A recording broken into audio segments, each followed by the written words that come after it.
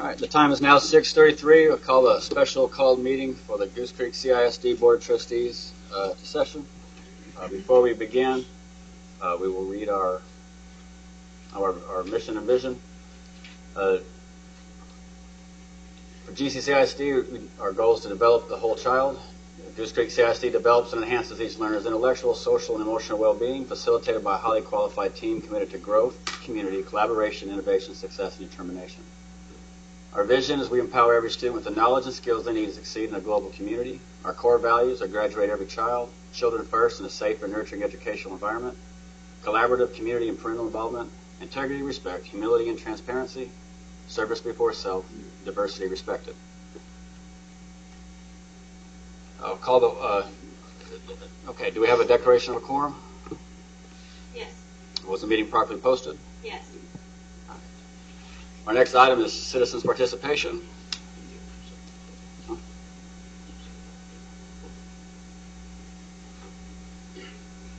don't have it on mine.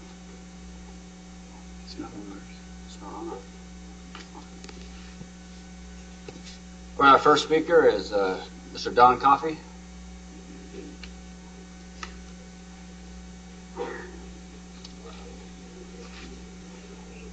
We will have 3 minutes.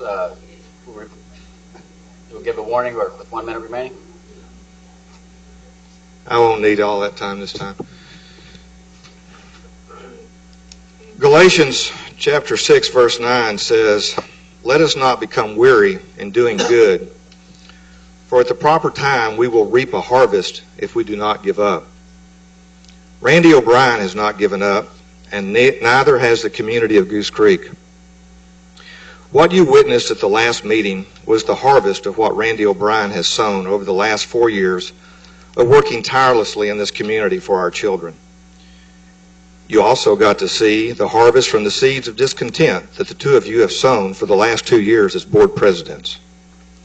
Seldom in life do we get to correct mistakes we have made and wrongs we have committed towards others. But tonight you have that opportunity. Randy O'Brien and this community deserve to have his contract renewed for the 2 additional years you have denied him and us.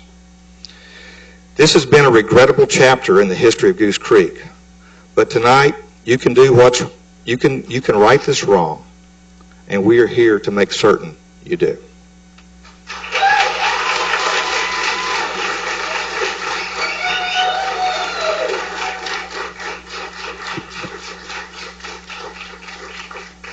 All right, our next speaker is Mr. Brian Walentia.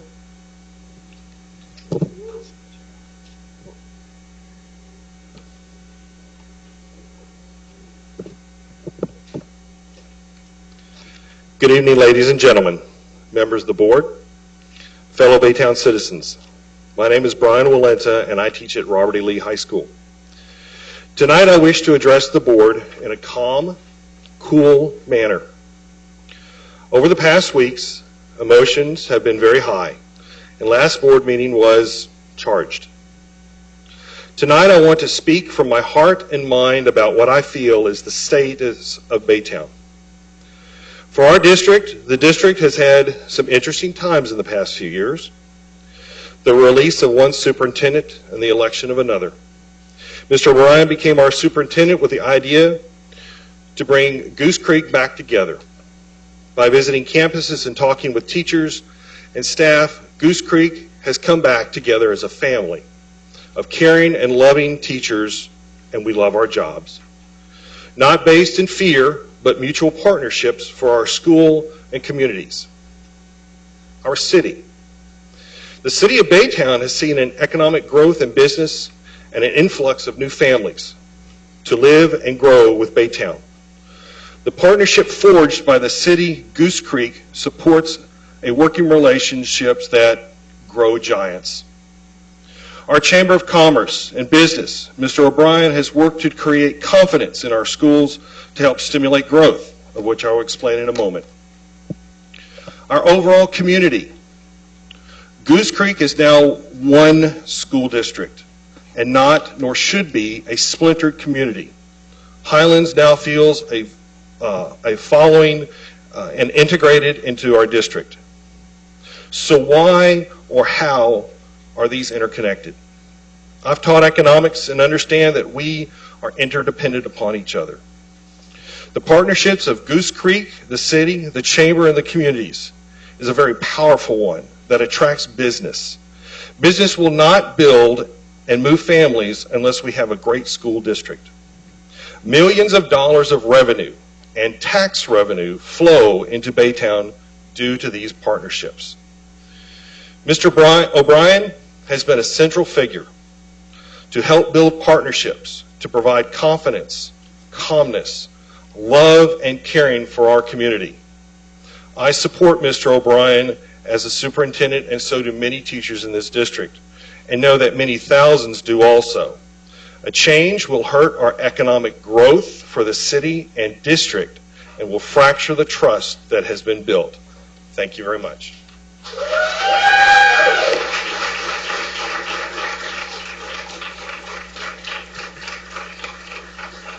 Right, our next speaker is Gigi. I have something to present y'all first. Brought some celebratory cupcakes, because I want to tell you how much fun the beginning of our 100 years is. And I got them at the store, so you don't have to worry about them.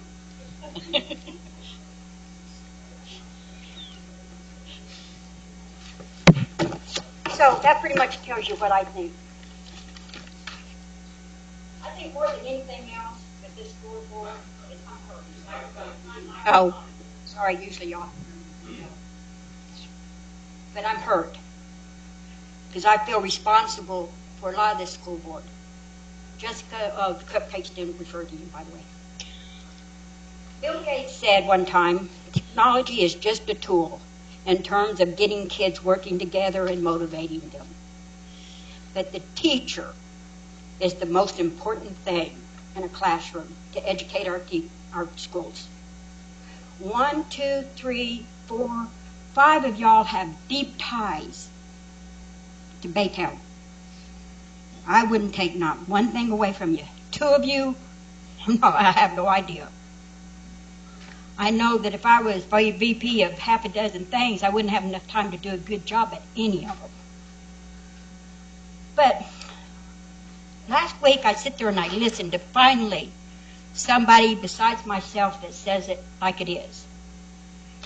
And that was Don Coffey. But I know you, Al.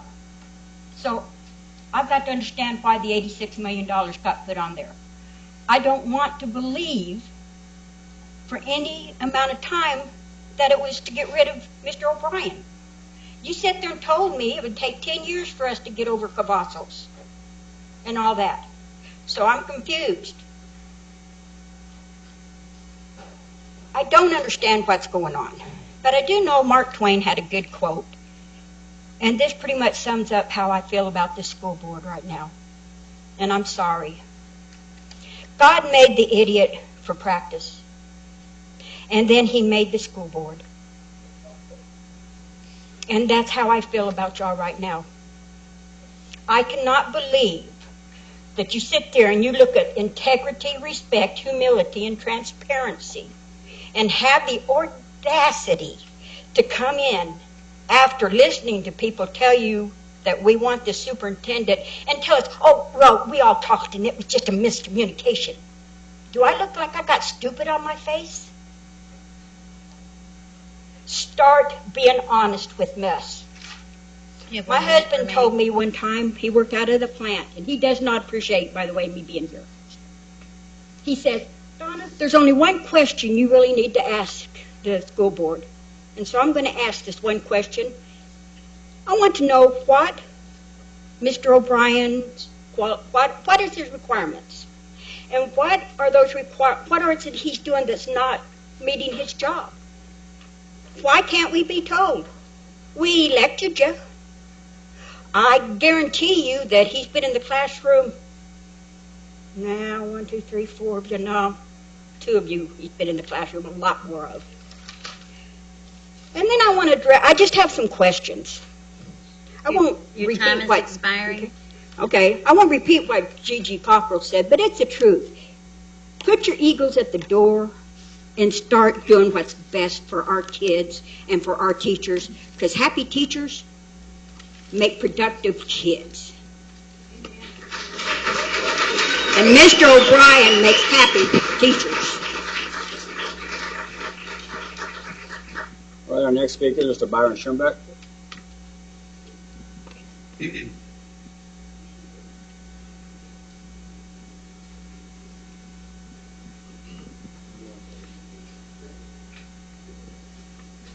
Mr. President, board members, thank you for showing up tonight.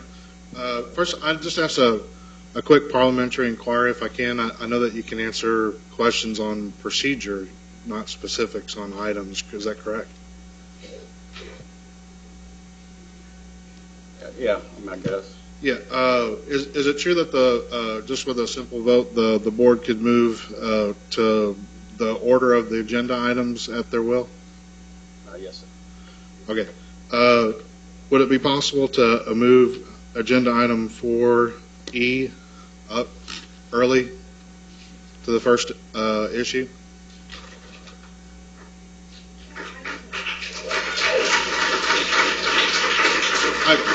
Just for consideration, I know there's a lot of people here, and this seems to be what most people showed up for. Just to bring it up. But getting back to the agenda items, I'm glad to see my fellow Baytonians show up and speak out for someone that they support. It's great to see that. You don't often see that.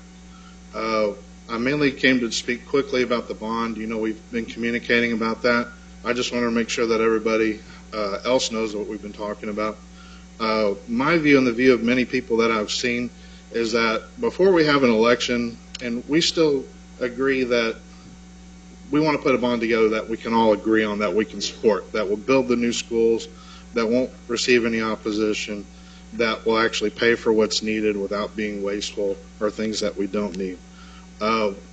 My concern is that the latest proposal that came out, there's a $150 million bond proposal that, well, $150 million came out at the end of the hearings that we had. And that won't lay one brick for a new school. There was tens of millions of dollars for planning and construction to pay for plans that we've already paid for. Many of these schools are very much the same. I think we can whittle that down. Also, I believe that the board has a long way to go to rebuild trust with the community before they'll accept a new bond issue. And I think that might have to wait until after the May elections just to see what the new board makeup would be too. But I am willing to work with anyone and move forward on the issues like we've been talking about. Thank you.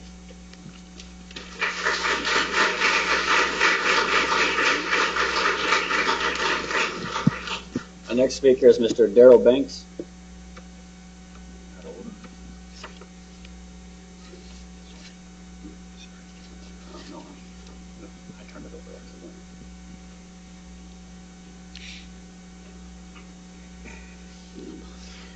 Good evening, everyone. My name is Darrell Banks. I'd like to thank you for the opportunity to speak. My roots are very deep in this district. My mother retired from this district after 24 years. My sister currently teaches in this district. My oldest son graduated from GCM this past year. I still have 2 enrolled. I've volunteered and been involved in elementaries, junior highs, and high schools for the past 12 years. See lots of familiar faces. A lot of people that I know, a lot of people know me. I'm kind of a hard guy to miss. I think the common thread here is perception. It's perception from everything that's gone. I got involved because I saw all of the warmongering on social media about the major things that have rocked this district, from time changes to mega school initiative to the superintendent to the bond election. They're all things that have just really rocked this district to the core. As far as Mr. O'Brien goes, you know a tree by its fruit. And I think there's plenty of fruit in this room this week and last week that lets you know exactly what kind of tree that is and where that tree needs to be.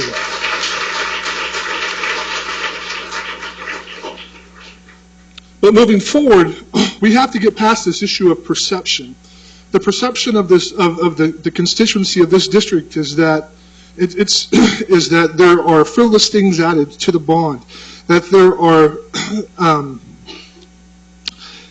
just improprieties, personal agendas, things that are taking place that board members have that are affecting how we move forward.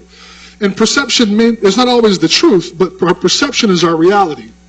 Our perception dictates how we make our decisions. Our perception dictates how we speak to others. It dictates how we make our choices in life. And it's dictating how this community is responding and voting towards this bond election and towards this board. And the challenge that we have and that you have as a board and as our administration is to change the perception of this community. And the only way you can change that perception is with truth. The only way you can change that perception is with information. In order for this bond to move forward, we have to educate our community in what this bond will do for us. We have to show them a return on the investment. We have to show them what the addition to the robotics and to the athletic programs, what they calculate in scholarship dollars to our students, how they improve our community. That's how you will get them on board to move forward. The transparency and letting them know up front, not letting someone from behind the scenes take snapshots and take portions of truth and come forward with this misinformation to change their perception their way, but come out up front with everything that we have, why we need to have a robotics program, why the schools are necessary, the building of new communities and the requests that those builders have had of our district. Let them know what those things mean to our district. Let them see what other districts have that have those programs and have those facilities and what it translates to their students in scholarship money. Me, I'm a sports guy. Why? Because sports is what's paying for my son's education. Time is expiring. All right, thank you. And so I'm always going to be a proponent for things that will help benefit the sports program because it's paying for his college. So those who are not in sports, they may be in music. I was in music as a student in high school, and I understand the needs for music and what that means. But if we bring forth and we help everyone to understand how that's going to affect our community and how it's going to further education, I think you'll get the support you're looking for.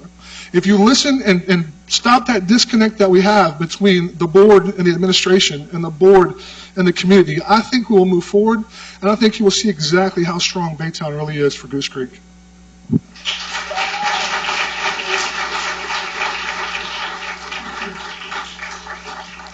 All right, thank you, Mr. Banks. Our next speaker is Mr. Thomas Parent.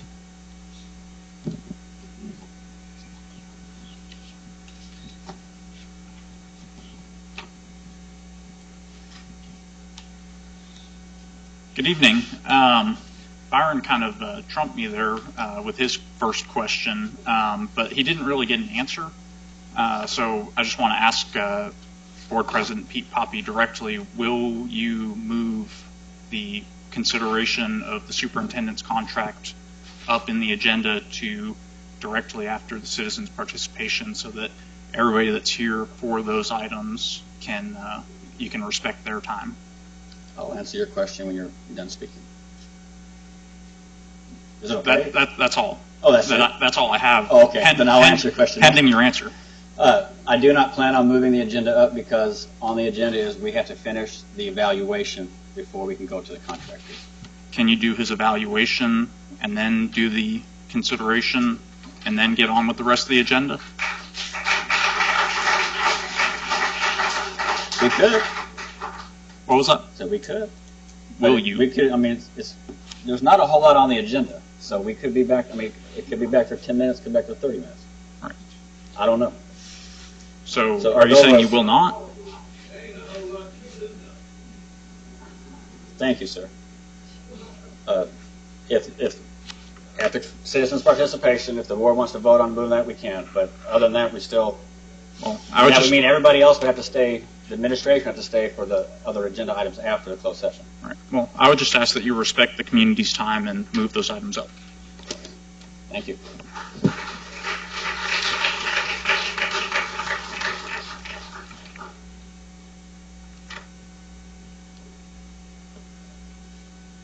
Want to move it up? I don't think we can. No one's going to say anything. We'll go on.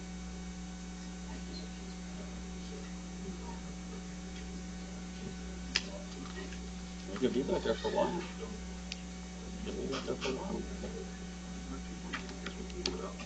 It's up to you guys.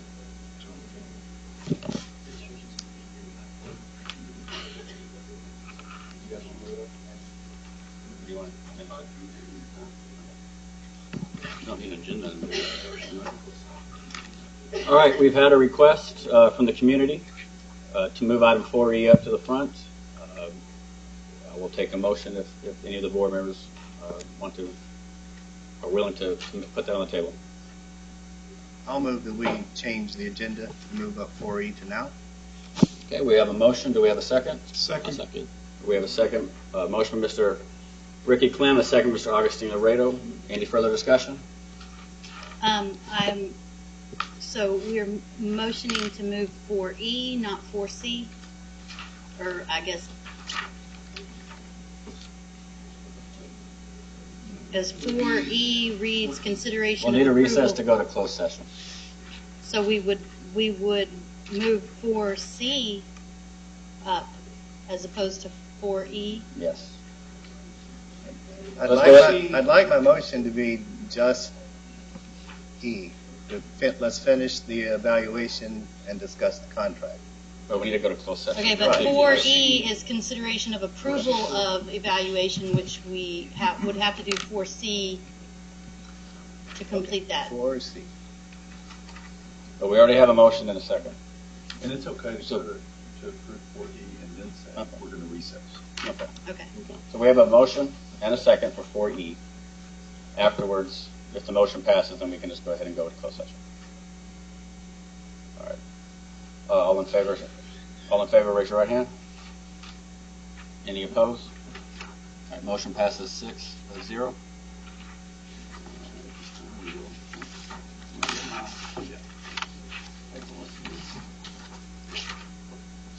All right, at this time, the board will recess into closed session pursuant to the following sections of the Texas Open Meeting Act. Texas Government Code Section 551.071, 072, 073, 074, 075, 076, 082, 083, 084, 087.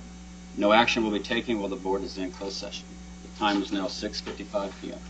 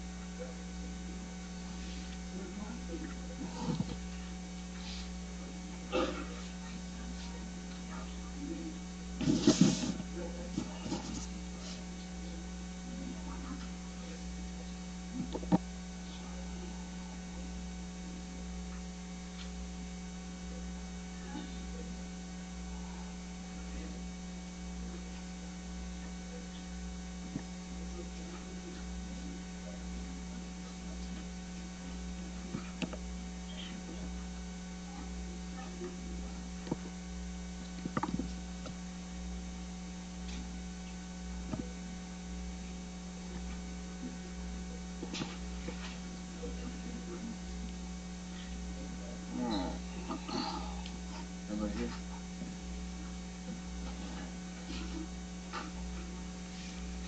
All right. The time is now 10:40, 10:50. Oh. Can't hear you. The time is 10:50. We are now coming out of closed session. No voting took place in closed session. The next item we will discuss on our agenda is 4E. Consideration of approval of superintendent's formative evaluation and contract. Do we have a motion? Mr. Poppy, I move that we extend the contract of Superintendent O'Brien through July of 2021.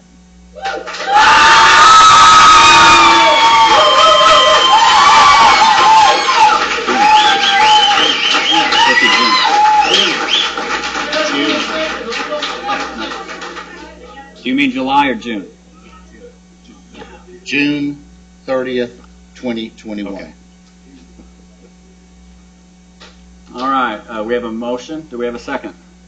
I'll second the motion to extend Superintendent Randy O'Brien's contract to June 30th, 2021. Okay, we have a motion from Mr. Albert Shar. We have a second from Mr. Ben Poppy. Do we have any further discussion? All in favor, raise your right hand.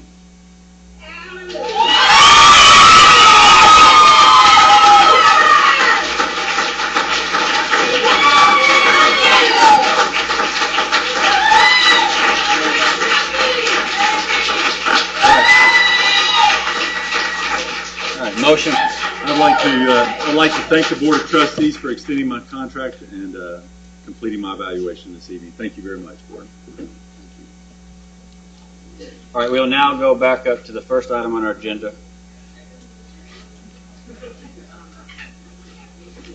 All right, this evening under the Superintendent's report, we have the Bond Planning Committee meeting. We'll be presenting findings for us this evening. Y'all may take just a moment as there may be a recess as people exit the room.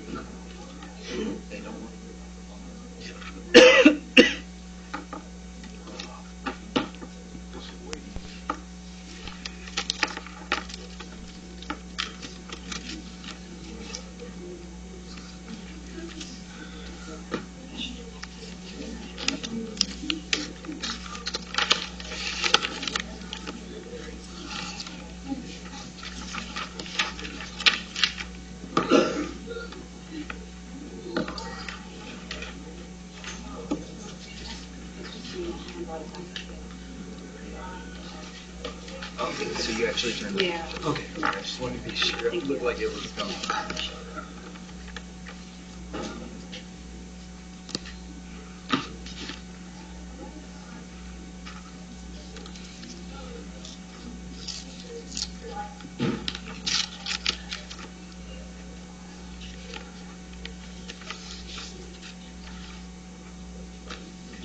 Okay, Dr. Price and Ms. Garcia, you are welcome to proceed with the Bond Planning Committee findings.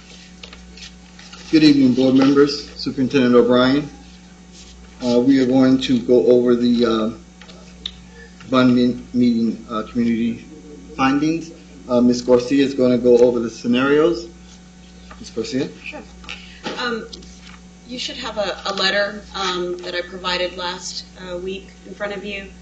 And it's basically an overview of a series of 4 meetings that we had July 12th, July 19th, July 26th, and on August 2nd. And below, it's described in the letter, it's just the first meeting, the community provided some feedback to us, and we had a list of updated projects for them, and then we gave department presentations during the first meeting. On July 19th, it was a series of another presentation and business services presentation. And then on July 26th, we had additional presentations and documents provided to them regarding the past 2013 bond and some savings there and some of those security projects, et cetera. Also, we did a tax rate review and bond capacity analysis. And then in that meeting, we had what we call a charrette exercise, where the community members that were present were able to kind of vote on the existing projects that we had presented and share their feelings about where they stood on those projects at that time. That was recapped and provided back at the August 2nd meeting. That was the last meeting that we had.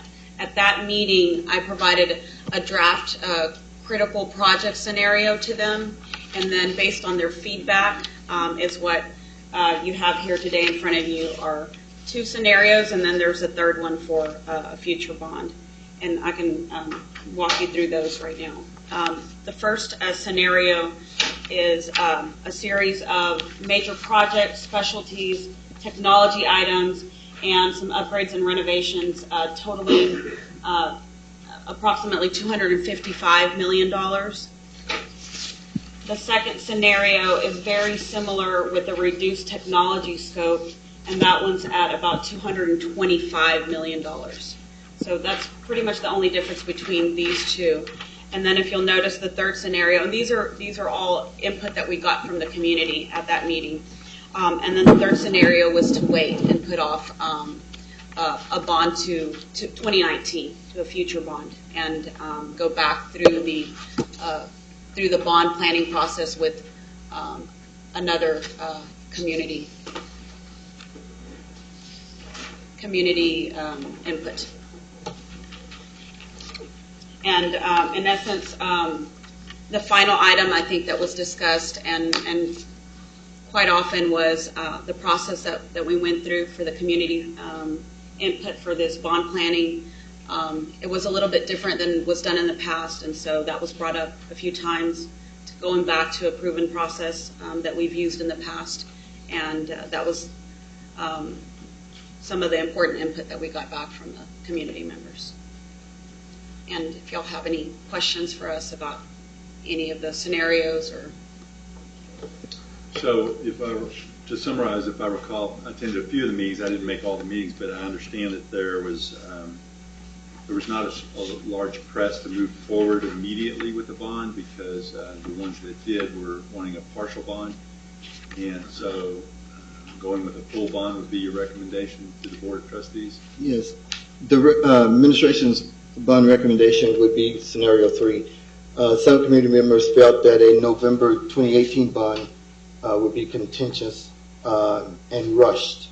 Rush was a word we heard often. Therefore, a more comprehensive single bond would be our recommendation for a 2019 bond. The amount of this bond is unknown at this time. Rushed, I want to continue to use that word because rush was a word that we heard from both sides of the table, from the board and the community. We, as the district, the administrative team, the committee, with the expanded committee members, the expanded community members, we want to walk through the bond process again more closely, modeling the 2013 bond process, working closer, removing perceptions, becoming more transparent, creating one cohesive bond, which would be more beneficial to the district in lieu of splitting a bond and coming back for a second consecutive bond within a year. A 2019 bond would be better to meet the district needs in lieu of risking a follow-up bond to complete certain projects. A 2019 bond would allow the implementation of past and proven committee bond planning processes. A 2019 bond would be beneficial and should result in a long-range planning process committee to determine the need changes to propose bond projects. We're in the middle of that long-range planning process, so we want to incorporate any changes that we may find there. A 2019 bond would allow project budget adjustments to account for construction inflation costs, and a 2019 bond would allow us to investigate and evaluate our critical needs, including critical technology needs that we have to iron out. But we also must keep in mind that if we are looking at a November bond, we have to make a decision, or the board has to make a decision by Monday, the 20th. If we're looking at a 2019 bond later on, then we'll be looking in February or later on for the November 2019. Mr. Price? Yes, sir. I have a few questions. Number one, there's not even an agenda item on here in case we did want to try to put a bond for November of this year. So the thing coming up Monday, today we're Wednesday, we wouldn't even be able to have an opportunity to put action to create a bond for November. So I feel a little bit that administration or whoever has kind of bound our hands in regards to this issue. Because we can't post unless we do it Monday.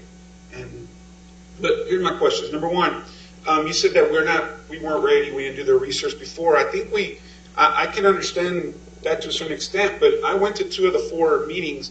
And the reason I didn't go to all 4 is because I was out of the country, but I went to 2 of the 4 meetings, and I think that the presentations, while not everybody agreed, I don't know how many people attended, about 50 maybe, that we're allowing to make a decision for the whole community. And meanwhile, the kids in different areas, I need to remind you of the traffic influx that's going to happen within the next year.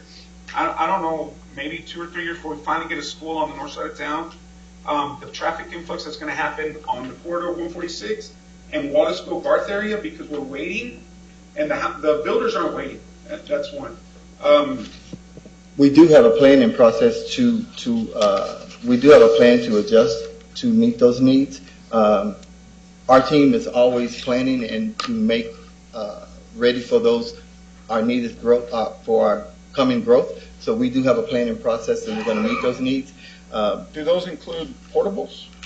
Some would include portables. And how much is it to move each portable approximately? Anywhere from $60,000 to $90,000, depending on. And that's a temporary fix. We're spending Yes, sir, $60,000 to $90,000, the cost of a teacher. Yes, sir, it is. To move because we're going to wait. But okay, that's one question. Thank you. Number two, how much more will the money? I know you said something about inflation, but the cost of inflation is still going to have to be. The more we wait, the more the cost of building materials. I'll tell you that just within the housing alone, in my community where I live in West Baytown, in Old Baytown, the houses 2 years ago to compare now have doubled in price. And I can only imagine what that means for when we're building schools versus, homes, which is significantly more. How much more will we have to pay because we're choosing to wait a year? So there's also a document that we provided at one of these meetings. It was a timeline, and it shows a series of the inflation costs on construction. So what are those numbers exactly? On average, I can tell you it's about 7% per year. So what would that equal in a bond? I need the public to understand that by us waiting for a year, I want to hear the number, approximately. We'll have to get back with you. We don't have that before. 7% of what, 300? No, it doesn't work quite that way because these are kind of all-in numbers. We'd have to take into account what's the actual construction cost on each one of these projects and line items. And it'd be more than $2 million? Yes. More than 3? I can't speculate. I'd have to look at each individual project. So by waiting a year, it's going to cost our taxpayers $2 million at least. Correct? Just in inflation. Right. Correct? Okay. I just want to make sure that, the paper's gone now. It's going to be a lot more than that. Yeah, but at the least, we're looking at a $2 million increase from our taxpayers for waiting for a year. Okay, and then the last thing, and this is the thing that concerns me as a father, and because my kids went to Baytown Junior where they had a lot of lights turning off in the middle of the school. I don't have a child that goes to Sterling, but I know that they had days where the AC was not working. It gets hot, working in those schools. My son had to walk in, and now in hearing in retrospect because of the sewage pipe that burst at San Jacinto, I know my son was sick in his stomach along with a lot of other little kids that we thought was a virus, but now I'm almost convinced was a sewage that was seeping out of that broken sewage pipe. I'm not blaming you for that. That's something we can't deal with because we don't know. But we had the same issue happen at Sterling 2 years ago, I believe, because of aging buildings, because of whatever it may be. I don't feel comfortable waiting a year, knowing that we have chillers, we have technology, we have basic infrastructure that's failing at our schools. I'm not attacking you, please. Don't take an attack. I understand what you're saying. I don't feel comfortable waiting another whole year. I don't even feel comfortable waiting till May. I think, personally, that I think one of the things that was said earlier in public comment, or it might have not been today, might have been Monday, no, it was today, that is that we didn't go out and do our job collectively of informing and educating the public of what's important and what it means for us to have to pass this bond. I mean, I know that there's components that we're missing, such as maybe, we need to go back to the drawing board and look at who we need to put in on call them a tour bus, whatever you want to call it. But we need to go out there and inform the public that not only we're trying to improve we're trying to save some money by not waiting another year because we need these things. Not only are we trying to make better flow in traffic and make it easier for kids to get to school, but more than anything and most important to me is the level of competitiveness our kids have in competitive districts because they have better and more quality technology that they're able to save money on textbooks, on being able to create documents, on being able to do whatever it takes, but they're able to save money on that, but also the basic safety of our children because of chillers going off, because of aging sewage lines, because of roofing, whatever it may be, and we're waiting because I think we're ready. I think we know what we need in this district to move forward. So I don't want to take anything away from this group here, but I think what their position simply is that there was not consensus within that committee to bring a recommendation for an immediate bond. It was simply maybe take the 6 months to garner the community's feedback, input, and trust, and move forward with it 6 months from now. So I don't think there's any intent to put it off any longer than absolutely necessary. I understand that, Mr. O'Brien, but I also think that the election in November is going to be a very major election. And we're going to have a record turnout, more than, what was it in May? 3,000? Yes. 3,000 people. I have a feeling that we're going to have a lot more than 3,000 people going out to vote. Now, we may have double that vote against the bond, but we may have double that vote for the bond because we're giving them opportunity. We're going to take the next few months to really promote and educate our public, educate our service organizations, or educate the people that go out and speak to each other in the community to pass this thing in November. We have an opportunity with the amount of voter turnout that is predicted by all people involved of what's going to happen in November. I understand what you're saying, Mr. Lorea, sir. I'm sharing the findings with you. The board can elect to go forward with the November or the May or the next. It's totally up to the board. I'm just sharing and letting you know the dates that we have available. Thank you. I had a question about some of the information on the scenario 1 and scenario 2. Yes, ma'am. In the first section, major projects, we have the school replacements, and I know in those forums that was kind of a consensus that we're going to ask for any money for them. We need to ask for the For whole all of it, building. yes, right. ma'am. On junior school number 6, on scenario 1, the amount is A little bit different. a little bit different, and I don't know if that was too. It's only because we can only sell the bonds in increments of $5,000. So I just chose that one to adjust. Okay. To make it an even number. Okay, well that was really my only question about that because I was doing a little bit of math. I know on scenario 1, it says community feedback scenario 1 for November 2018 bond asterisk, and that is contingent on comprehensive follow-up bond in 2019. So my question would be, if this is one of the recommendations that seems to include all the criticals and technology and specialties upgrades, the reimbursable resolution. What are we missing here that we would need a follow-up bond for, according to critical? Pretty much in general, it became all of the priority 1 items. So we still have a lot of priority 2 and 3 items that were not even considered to be part of this. Okay, so basically what y'all are saying though is your recommendation would be to wait and ask for call for a larger bond that was. If that's what the committee finds, but it would be a review of all of the projects. So one of the things that came up from the committee members speaking from the audience was, this committee, you're right, Mr. Lorea, there was about 50 people there, but about half of them were employees.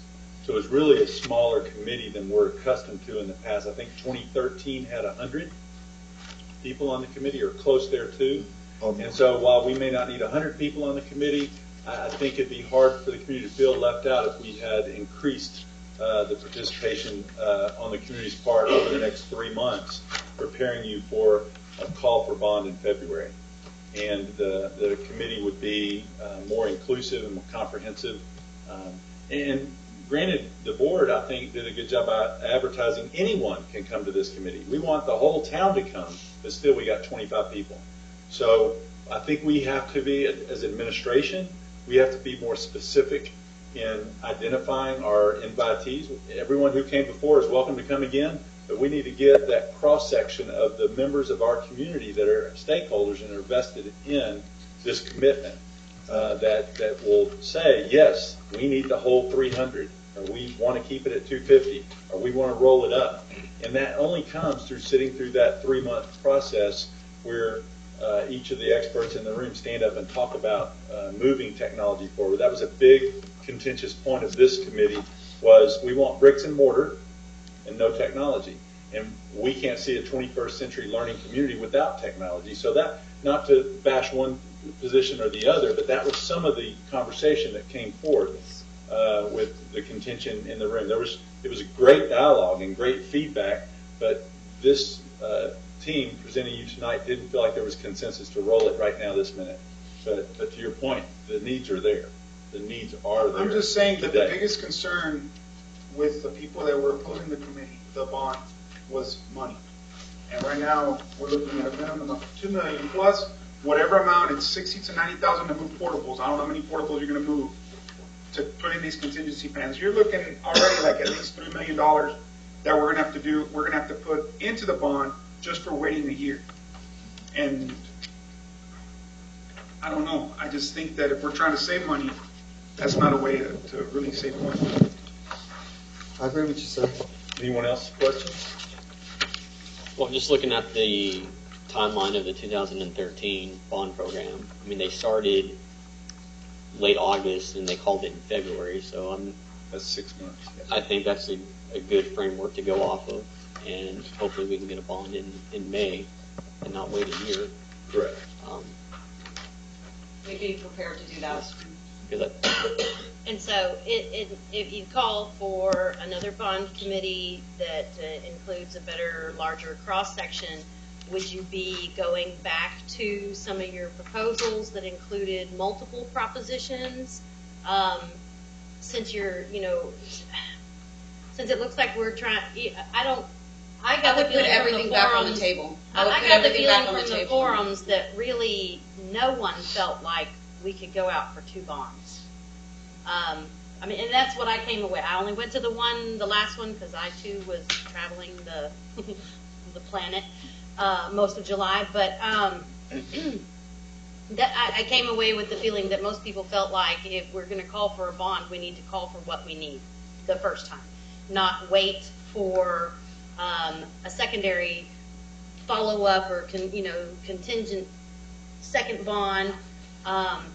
Put it out there, but you presented us with some options and multiple propositions that would allow the community to weigh yes or no on some of those items, thereby having the critical needs met, and then here's some other needs that are going to become very critical in the near future, and then here's some things that would be major upgrades to the programs in our schools that we otherwise can't afford to do without bond money.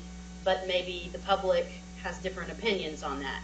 So would that be something that was revisited with this bond group? Yeah, absolutely. Yes, absolutely.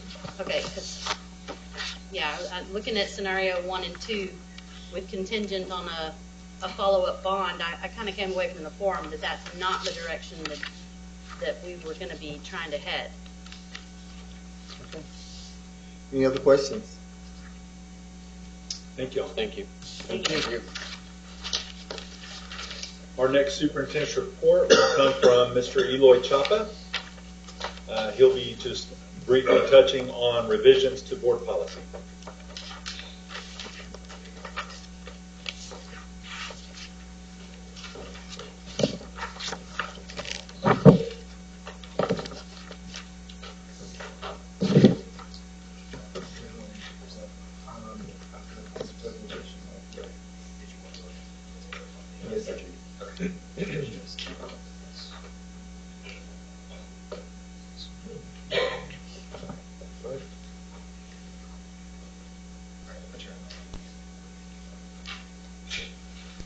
Every now and then we have just, regular updates to board policy, and every now and then we have legal counsel bring attention to a board policy, and I believe that's what Mr. Chapa will be talking to us about this evening.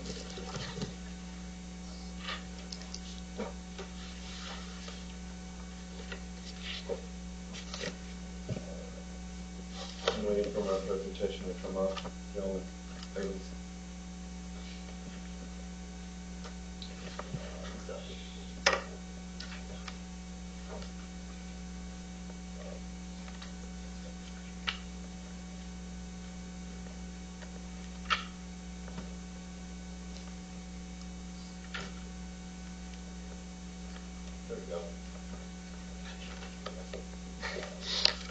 Good evening, Mr. O'Brien, Mr. President, and members of the board. The Goose Creek administration is here tonight to review two policies at your request, BE local and BED local. These were brought up at the last meeting that we had Monday night. BE local pertains to board meetings. What we currently have in place is that the board will meet on the first Monday of each month at 6:30. We're proposing two options for your consideration. We are recommending option A, regular board meetings to be held the second and fourth Monday of each month at 6:30 p.m.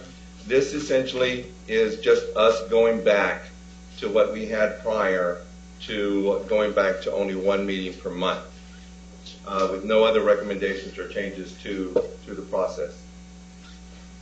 Option B is we're recommending, again, two board meetings. We're recommending on the first and third Monday of each month, and that they be held at 6:30 with the following recommendations for each meeting. The first meeting of each month, the agenda items would include the call to order and the declaration of quorum, the opening exercises with a designated campus to make their presentation. And we're recommending that all recognitions and acknowledgments be done during the first board meeting of the month only. We would do citizens participation, we would do approval of minutes, and then we would do discussion items. Anything that the board wanted us to go ahead and bring additional items on would be held during the first meeting of each month. This would require some additional planning regarding maybe information that you would need to be voting on, bond issues, various things but it would be all a discussion, presentations, very much like what we're doing right now. Then we would go to closed meeting, reconvene into open session, consideration of personnel, and then adjournment. The second monthly meeting of each month would be the call to order, the declaration of a quorum, opening exercises, again by designated campus, citizens participation, and then we would have all the action items during that meeting. Again, board members would be able to ask questions for clarifications, and we would go through all of those action items, consent agenda items.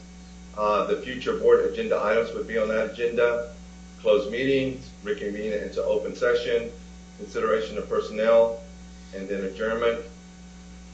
This slide essentially just shares with you the difference between the two meetings. The first monthly meeting, again, no action items on there, just discussion items. And there wouldn't be no future board agenda items on that particular agenda. For the second monthly meeting, no recognitions or acknowledgments, no discussion items, and no approval of minutes. So this is just a recommendation. I'm sure that as if this is something that you want to look at, and we had to have when we would have a second meeting, and we needed to go ahead and include a discussion item, you would have that flexibility to still be able to do it. But those are our recommendations for BE local. And I think before you move on to the next policy consideration, it's an appropriate time for the board to respond to you now. Sure. Any questions or first, concerns? third, second, fourth, or sure. any variation thereof would be a good time for feedback. Exactly. Well, the option B, we said first and third, but if the board wanted to leave it at second and fourth, so be it. Or any other variation. Exactly. Thereof. I like it the way it is now. You're talking about option A. No, just one meeting per month. Just one meeting per month, okay. I'm okay with that. We've had summer times the last 2 or 3 years have been really busy for us, but I'm okay with once a month. I know we changed to once a month, but I feel like we've still been in that transition time. And so I don't know if we've actually had a month where it's only been one meeting. So I would like to see where we go once a month, and then we assess and see what the recommendation is after we've truly gone once a month, and see what administration's recommendation is at that time and assess it. Other thoughts? So we'll start in September, one meeting. Well, I think that still gives us the flexibility to add as needed, but we probably need more workshops when we do special meetings, so. Yeah, because we have the strategic planning workshops as well and everything else on top of that. Okay. BED local is the other policy that y'all wanted to look at from the last board meeting, public participation. What we currently have in policy is the limit on participation, that audience participation at the board meetings is limited to the public comment portion of the meeting designated for that purpose.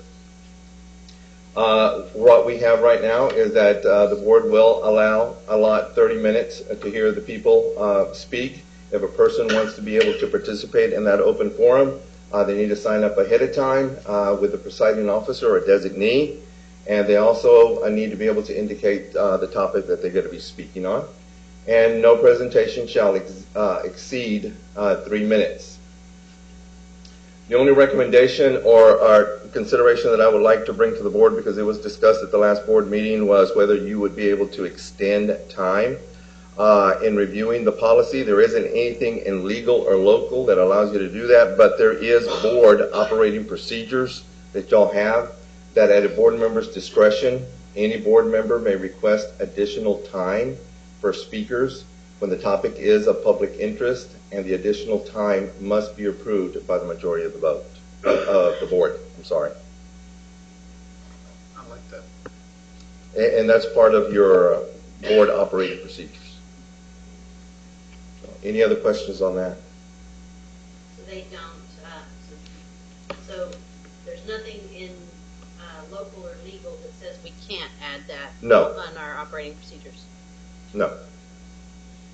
So do you recommend putting it in the policy? Well, actually, TASB Legal recommends that you don't put it in your policy because it's part of your board operating procedure, so it's already in there. So it's at your discretion whether you choose to use it at a particular meeting or not. Okay? I'm going to move it to the next slide, but if there are no other questions, I may need to be back. Thank you. Thank you.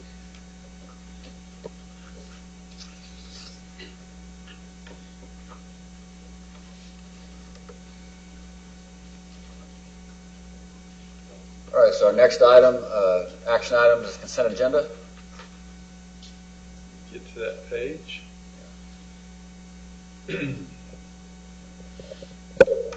For consideration of consent agenda, number 1, change wording under schedule limitation in board policy DEC local. 2, purchase of Waterford Smartboard professional development services, curriculum, and classroom toolbox for pre-kindergarten. Number 3, interlocal agreement between the Sourcewell, formerly National Joint Powers Alliance, Purchasing Cooperative and Goose Creek Consolidated Independent School District. Number 4, renewal of the interlocal agreement with Harris County Hospital District, Harris Health Systems, and Goose Creek CISD for school-based clinic. Number 5, 2018 TASB TASA Delegate Assembly. These consent agenda items are recommended for approval by administration. Do we have a motion? Question first? Or, yeah, you can ask a question. Is the pre-K curriculum new to our district or a renewal? No, it's a renewal. Thank you.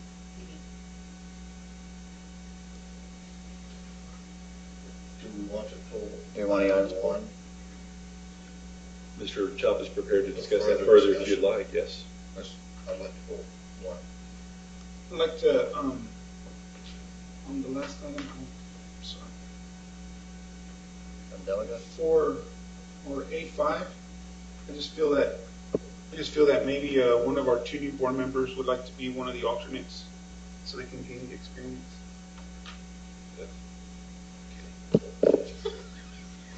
Gee, thanks. Yeah. Is that the September meeting? Yeah. That would have to be you. With the Frisbees. I'll do it.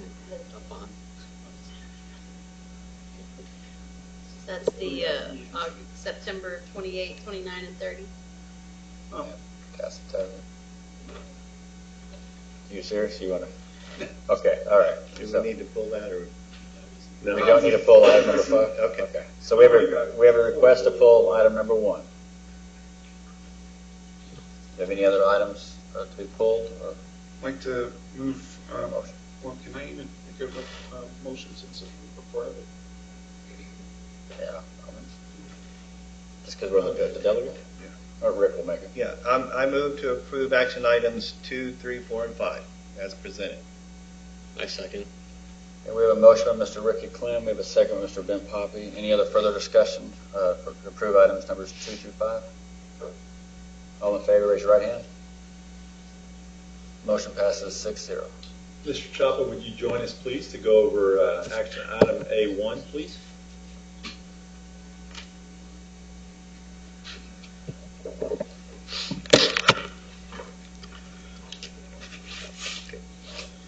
Good evening once again. After consulting with the legal counsel and the District's Texas Association of School Board Policy Consultants, we are requesting,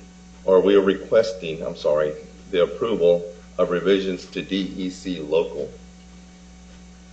On page 4 of 9, we are recommending the removal of the text under limitations.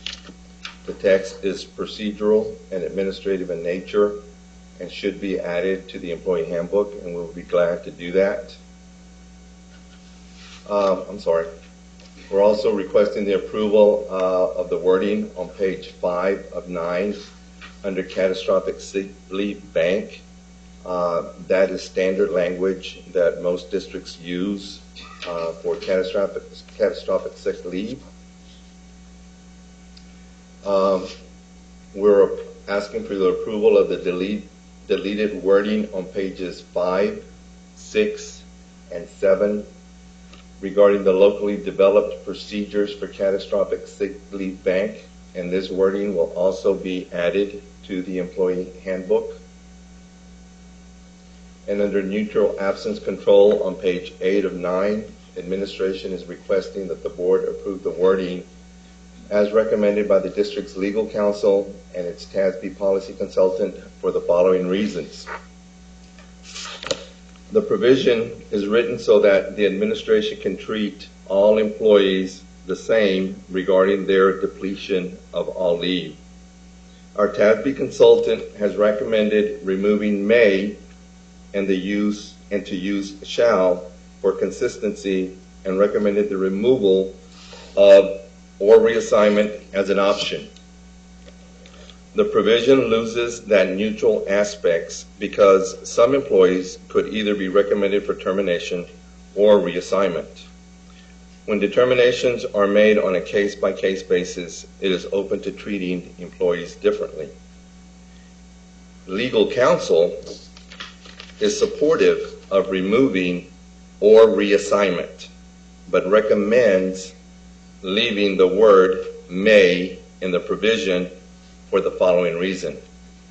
The word may affords the district the ability to review individuals who have exhausted all leave but due to ADA accommodations should be considered before being released from duty.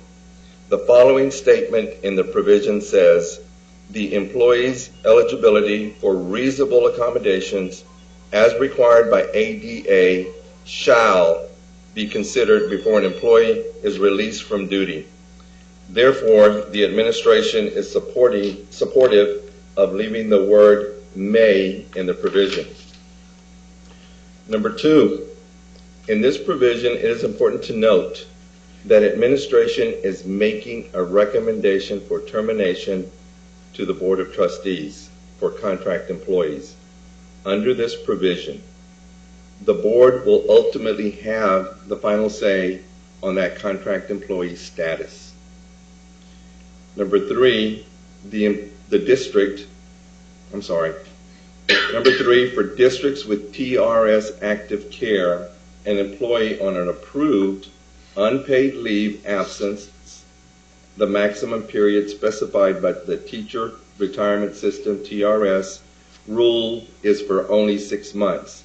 Coverage beyond the maximum period is not allowed by TRS Rule 34 TAC 4140.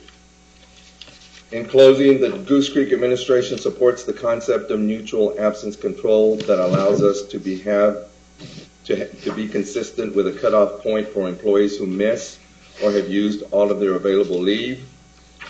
Evenly applying the policy with the exception of ADA also protects the district from claims of discrimination, retaliation, or favoritism. It is for these reasons that we recommend the approval of DEC local revisions as presented by administration and supported by the TASB consultant and the district's legal counsel.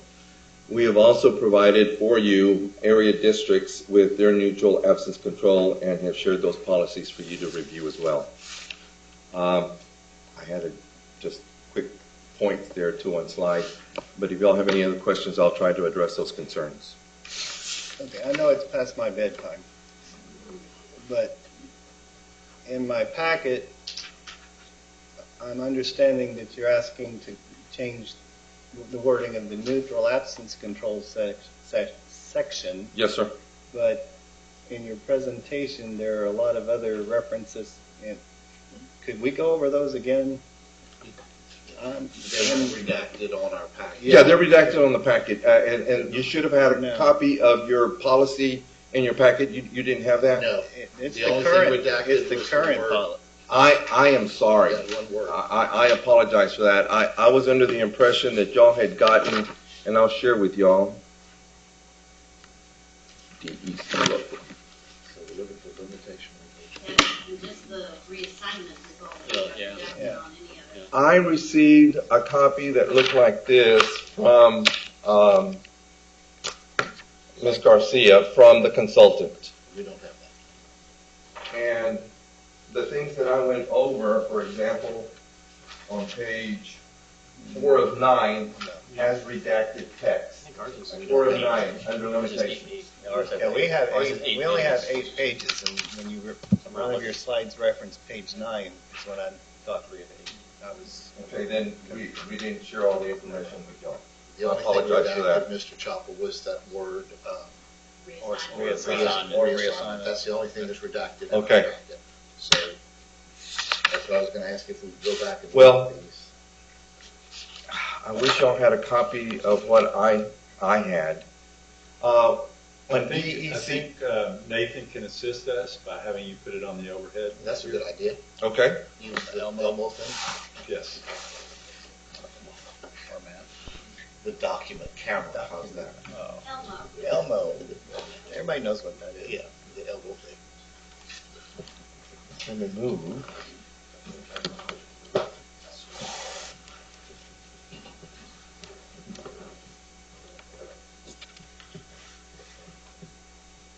Would it be best if I took this out?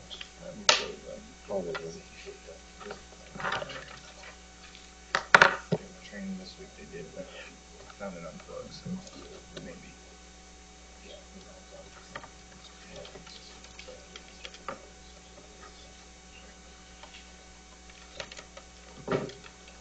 Yeah.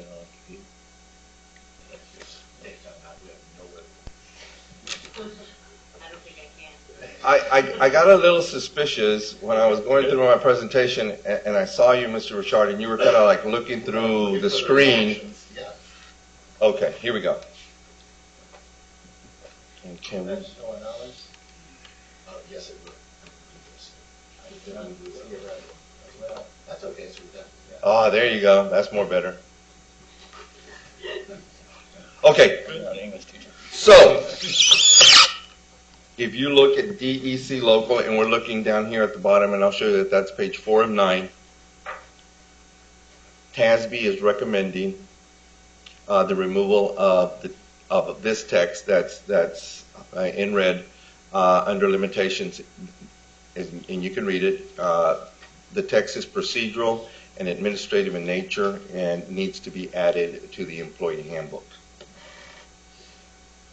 Essentially what it's talking about here in the policy is talking about discretionary leave and the circumstances on when it can be allowed. The day before after a holiday, state tested day, that type of thing. They're saying that doesn't belong in your policy. While it is important and your employees need to know that, it would better be suited to serve in the employee handbook that is part of your policy. That way, when you need to renew your policy, you don't have to go through these procedural changes for the policy. Okay, so that's one. And then on page 5 of 9, which is the next page,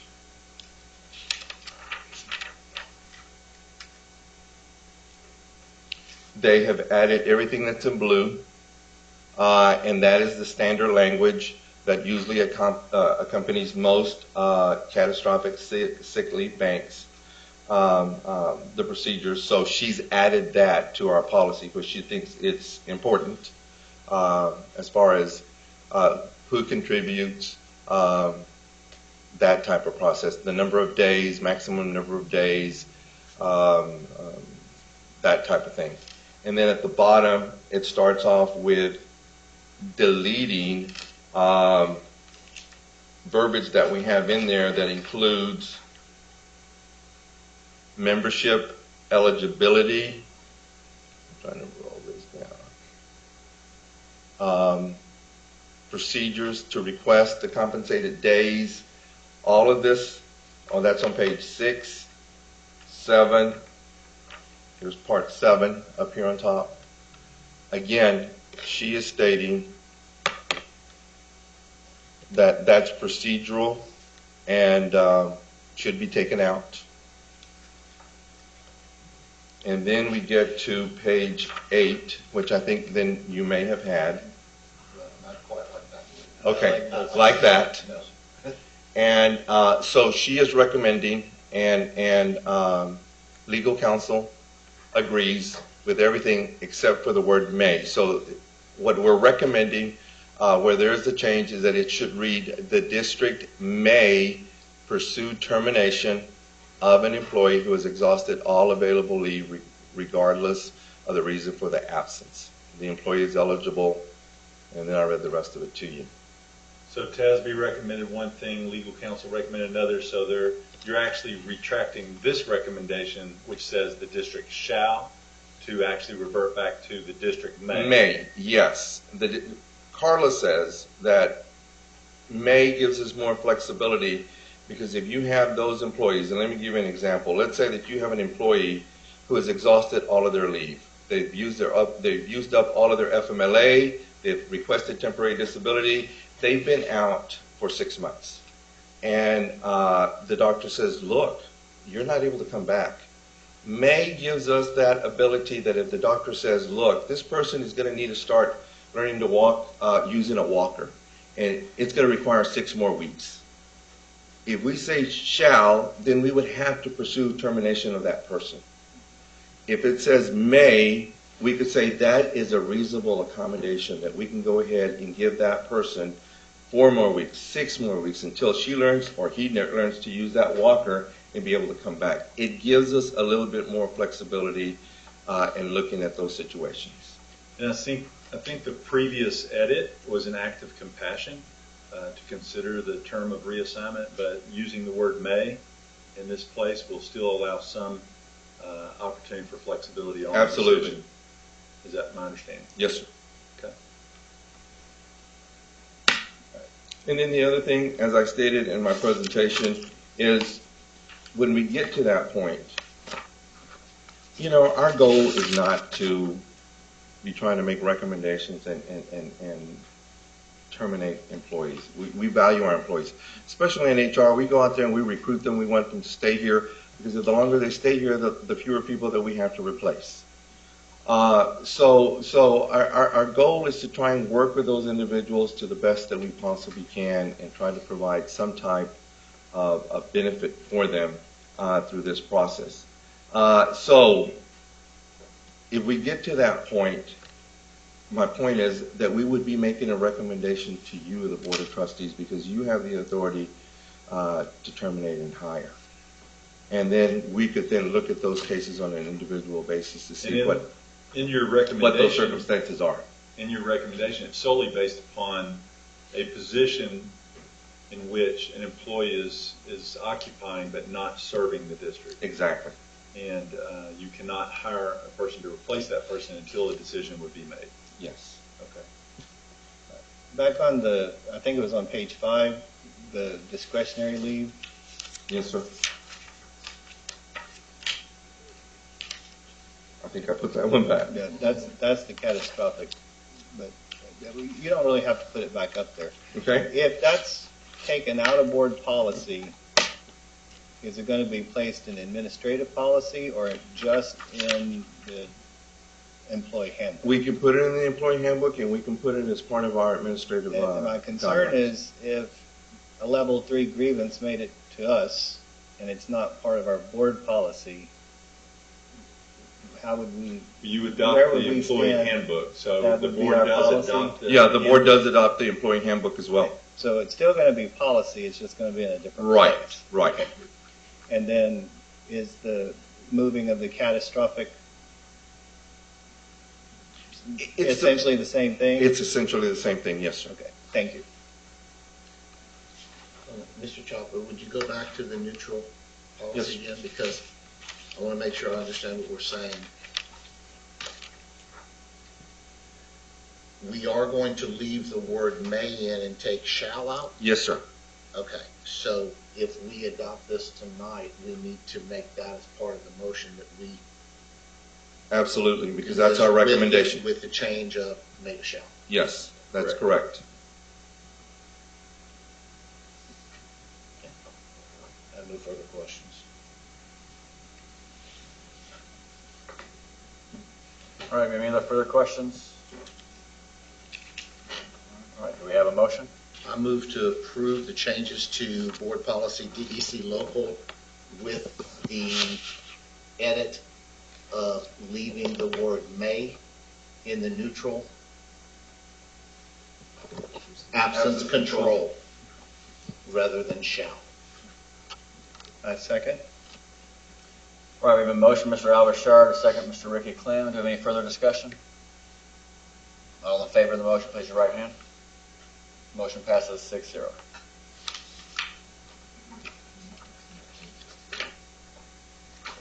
All right, next item on our agenda is item B, future board agenda items, board training, board meetings. Don't have an agenda item, but just wanted to, I think it's appropriate to share at this time that one of our board members is retiring from his place of employment. Mr. Howard Sampson will be retiring a week from this Friday from the county.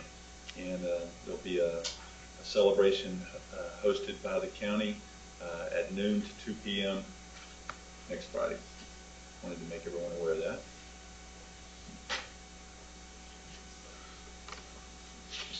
I don't know if I'm just going to throw out the fact that, once again, I think we should be working on a bond for November of this year. And I know that if we want to do that, it'll have to be on Monday.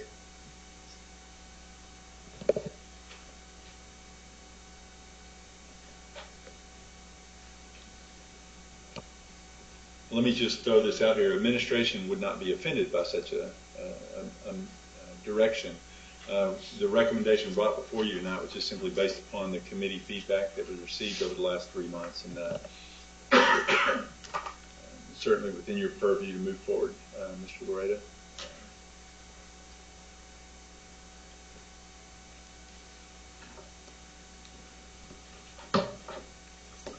Any other comments on future trainings? We have the training coming up in September, Ms. Garcia.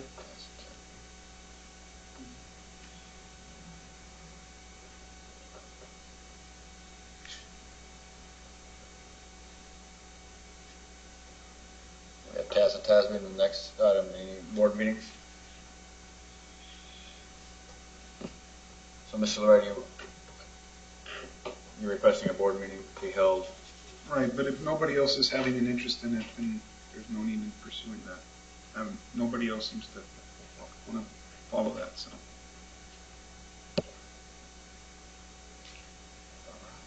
The next item, we've already done closed session. We will jump to consideration of personnel. I'm ready to make those recommendations at this time, sir. I'd recommend that the board approve the elections and accept the resignations as presented. Do we have a motion? So moved. Second. We have a motion, Mr. Ricky Clem, and a second, Mr. Ben Poppy, to accept the elections and resignations as presented. Any discussion? All in favor, raise your right hand. Motion passes 6-0. Administration recommends for approval for a school counselor would be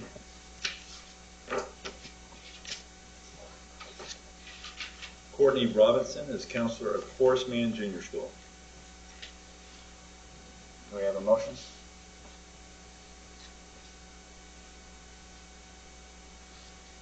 Move approval. Second? I have a motion by Mr. Albert Shard, a second by Mr. Ricky Clem. Any further discussion? All in favor, raise your right hand. Motion passes 6-0. Our final administrative recommendation for this evening is the principal at Horace Mann Junior School, Ms. Christy Spites. Move to approve. Second. We have a motion by Mr. Ricky Clem, a second by Mr. Albert Shard.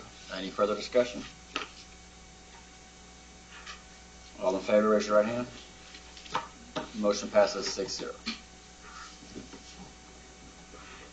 Next item on the agenda is adjourn. Move that we adjourn. We have a second? All right. Out before midnight.